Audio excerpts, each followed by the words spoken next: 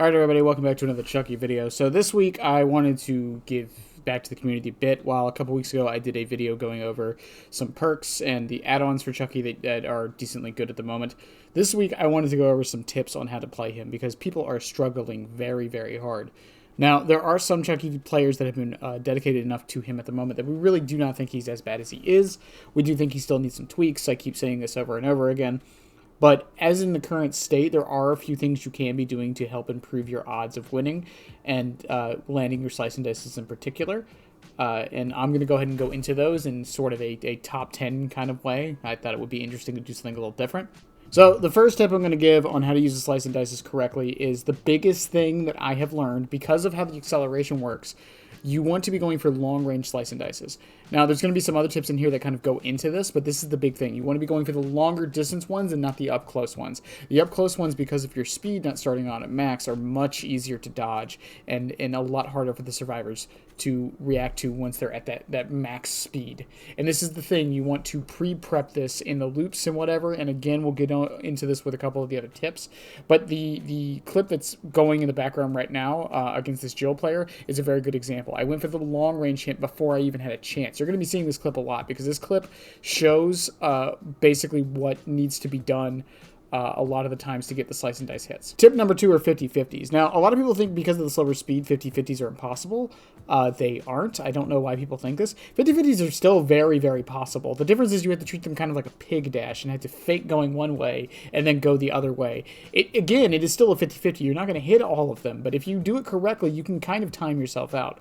One thing with this, I will say, is use the collision to your advantage. Sometimes you can kind of stick yourself onto the edge of the loop, so it tricks them and they won't know which way you're going, and you can use that info to kind of tell if you need to go left or right. And if they happen to go the wrong way you're going, if the pallet or window is dropped, you can actually scamper in between that, which is massive. That can let you catch up to them. If it's a long wall, you can go up through the scamper and hit them that way with a 90-degree turn. There's a lot of things you can do with this, and zoning survivors off into the correct location. Tip number 3 is using line of sight. Line of sight blockers are massive for Chucky in general, and it's something I think a lot of people don't really utilize as much as they should. Line of sight blockers normally help him because of his short size, and you can use things like tall walls and whatever to kind of hide your approach, trees, anything like that. However, during slice and dice, this is very, very important. While they can hear the scream, they can't get an exact pinpoint location of you, especially because of how fast you are. So you can use this oftentimes to set them up for a proper flick. Again, this clip with this Jill is a good example for this. She didn't have time to get to the window, so her options were either stand where she was or go to the pallet. But because I used the loop since I went from outside the loop and used the line of sight blocker so she couldn't see me unless she was holding a check spot, she was forced to go to the pallet and I was able to get the hit that way. Tip 4, and this is a big one, use Scamper. I see so many Chucky players not doing this. Now, Scamper is not a guaranteed hit, and it won't always be. But you would be surprised how often you can get hits using this, especially on things like long walls. As a friend of mine suspending said, the best time to use Scamper is on God windows, God pallets, things like that. Things where the survivors can't really do anything about it. Because even if they just wait in the corner right there, especially if it's a God window or pallet, if you don't turn and you just immediately stop and slice and dice in place, you can often have time to turn around and one them immediately. And regardless of that, if they hold W, you can slice and dice, catch up, and hit them. Because the thing with Scamper that a lot of people forget is you start off at your max acceleration during Scamper. You don't build up to it. You immediately go into the max speed, which is one reason why Scamper feels so good. Combining this with running shoes if you're really having a problem with it, but I'm telling you guys, use Scamper more often. You would be surprised how often you get hits with it once you get good with it. Now, I'm not saying use it all the time. There are situations where it's useful and situations where it's not, but you need to learn these situations and try to utilize it as best you can. If you're not, you're basically not using a third of his kit. Macro knowledge is up next, and while this is important on every killer, Chucky is a pure chase killer, and macro knowledge is insanely important. You need to know which gens to go to. You need to know which chases to take, which ones to drop, who's worth going for, who's worth continuing the chase for. If you're chasing someone and you see them with a med kit, but they're on the other side of the map, you have two choices. You either keep chasing them because they have the med kit and they're going to heal up and get rid of that pressure anyways, or you stop chasing them and start going to protect the gens because they're taking you away from the gens.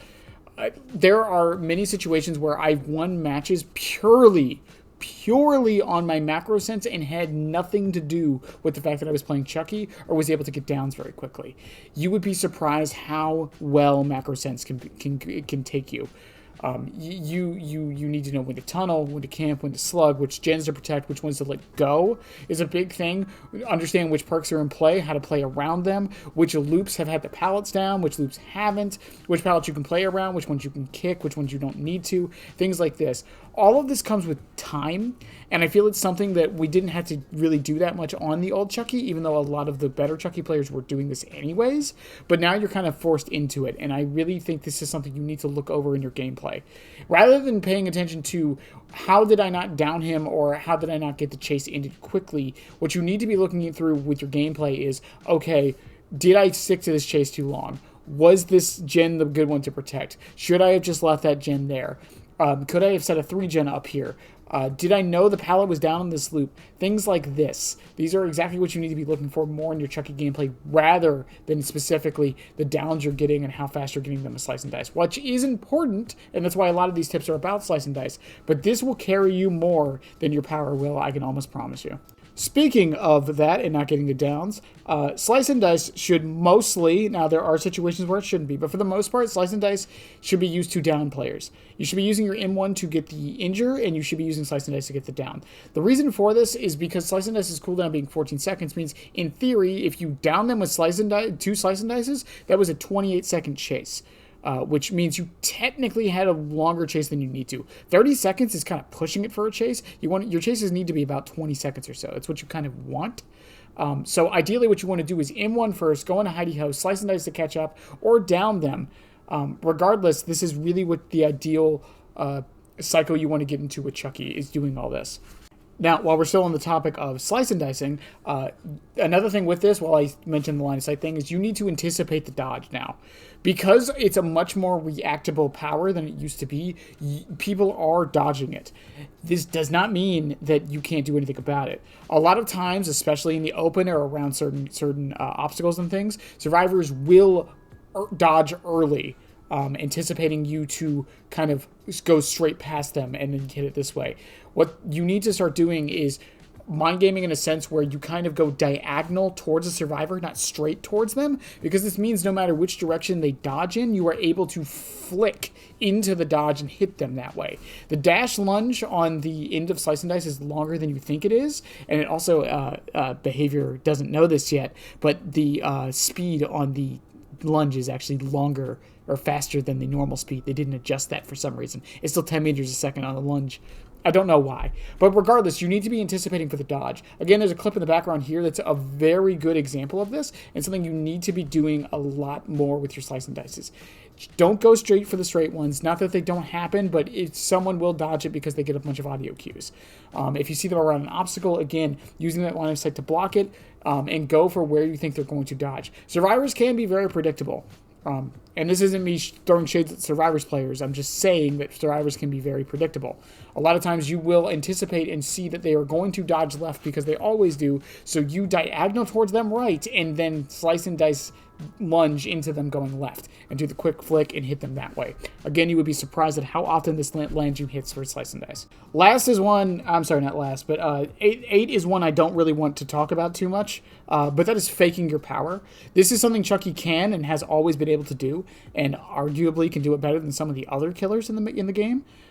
If you know a survivor is very good at dodging your slice and dices and you're not able to land them, while I do think you should keep using your slice and dices to maybe help yourself learn a little better, it is important to note that there will be survivors that do know how to dodge it and will keep dodging it, and what you need to do is just fake your power. Just do a quick tap, do the and then let them dodge, and then start going forward. If they don't dodge, then you just need to brute force them and hit them that way. Unfortunately, this is something that you're going to have to learn to do, when to do it, and how to do it, unfortunately. Chuckspots. This is something I am known for in the Chucky community and by a lot of people, is my Chuckspots, which is when you hold a corner, hide your red stain, and the survivor walks into you.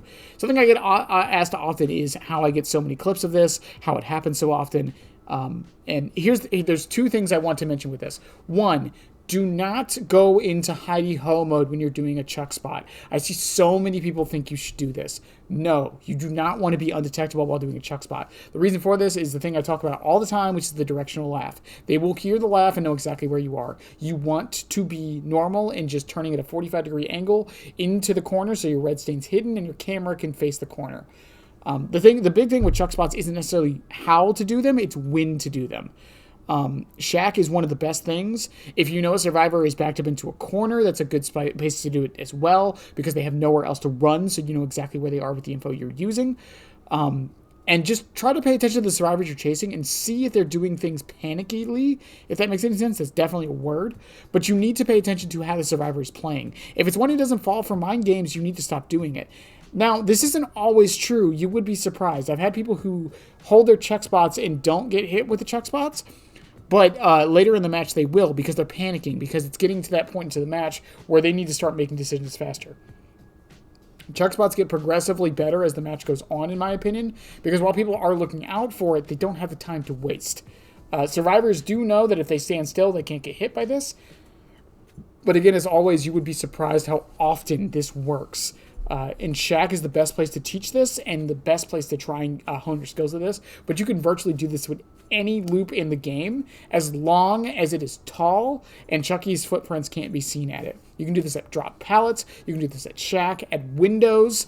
As long as you're to the right side of the window, they can't see your red stain going in there. You can do this in main buildings. There's a lot of situations where you can use chuck spots. And while I'm not saying go for them all the time, but learn when these need to be used, and you will get some very good results, because that will lead to an M1, them being surprised, them probably running back into you, and then you being able to slice and dice them for the down very quickly.